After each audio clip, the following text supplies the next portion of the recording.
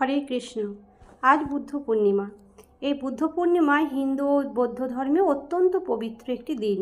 শাস্ত্রমতে এই বিশেষ দিনে ঘরে মাঙ্গলিক কাজ বা কিছু শুভকর্ম সম্পাদন করলে জীবনে আসে সৌভাগ্য ও সমৃদ্ধি। এবছর 12ই মে সোমবার পালিত হবে বুদ্ধ পূর্ণিমা। এই দিনেই ভগবান শ্রীবিষ্ণু অবতার রূপে গৌতম বুদ্ধের জন্ম হয়েছিল। তিনি এই দিনেই বোধি লাভ করেছিলেন। তাই এই দিনে কিছু নির্দিষ্ট টোটকা পালনের মাধ্যমে জীবনে নানা সমস্যার সমাধান সম্ভব। ধন সম্পদের উন্নতিও হতে পারে এই সব সহজ কার্যকলাপের মাধ্যমে। এই বুদ্ধ পূর্ণিমার 7টি শুভ টোটকা আপনাদের কাছে বলছি, আপনারা শ্রবণ করুন। 1. শ্রী বিষ্ণু বা শ্রীকৃষ্ণ পুজো।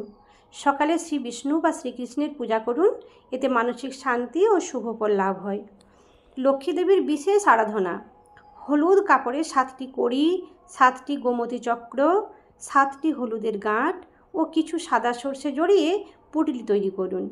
এটি লক্ষ্মী দেবীর সামনে রেখে পুজো করুন এবং পরদিন টাকা পয়সা রাখার স্থানে রেখে নিত্য ধূপ দেখান।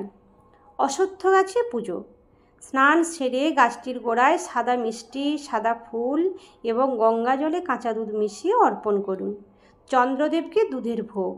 সন্ধ্যাবেলা কাঁচা দুধে চিনি ও আতপ চাল মিশিয়ে চাঁদের দিকে অর্পণ করুন। মহাদেবের আরাধনা। ভক্তি ভরে মহাদেবের পুজো করুন ও তার জপে ধ্যান করুন। ঘিয়ের প্রদীপ। সন্ধ্যায় বাড়ির মূল দরজায়, ঠাকুর ঘরে ও ঈশান কোণে একটি করে ঘিয়ের প্রদীপ জ্বালান। এতে ইতিবাচক শক্তি বাড়ে। দান। নিজের সাধ্য অনুযায়ী দান করুন, যেমন খাবার, কাপড় বা অর্থ। এটি অত্যন্ত ফলদায়ক।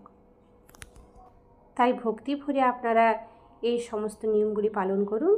ভগবান আপনাদের মনের আশা অবশ্যই পূরণ করবেন। হরে কৃষ্ণ।